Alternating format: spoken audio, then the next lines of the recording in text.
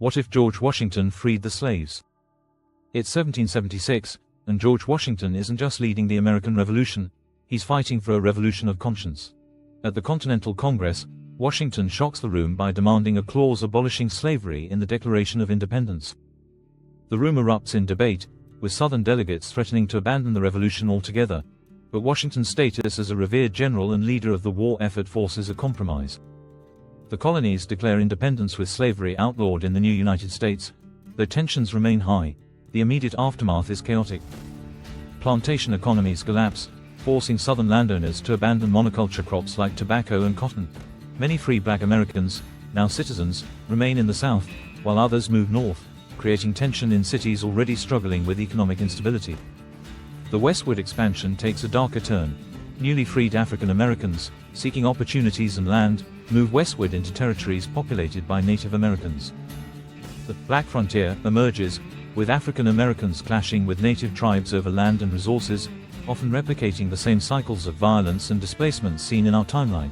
Meanwhile, tensions between former slaveholders and free black communities boil over. In some southern states, white militias form to enforce segregation, leading to violent skirmishes and instability. The federal government intervenes with military force to quell rebellions, leaving some states under martial law for decades. How does this alt history affect you today? By 2025, the Black Frontier has left its mark on American history.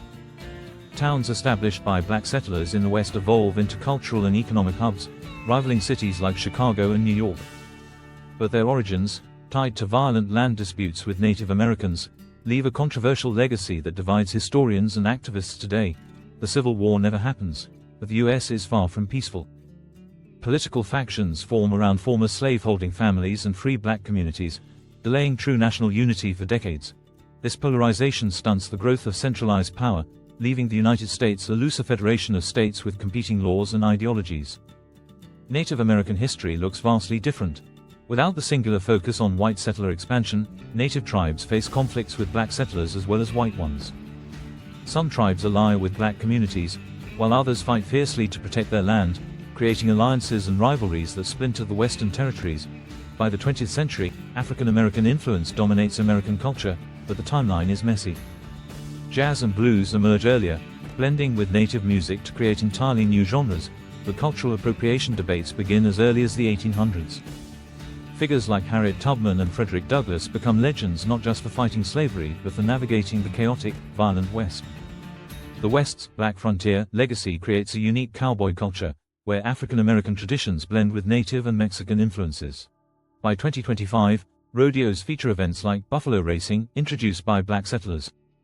And Western films are dominated by heroic black gunslingers, but their stories often spark controversy over historical accuracy. Would you want to live in this alternate history? Let us know your thoughts down in the comments, and if there's an alternate scenario you'd like us to explore, we'd love to hear it. And remember to hit that like button and subscribe so you never miss another adventure.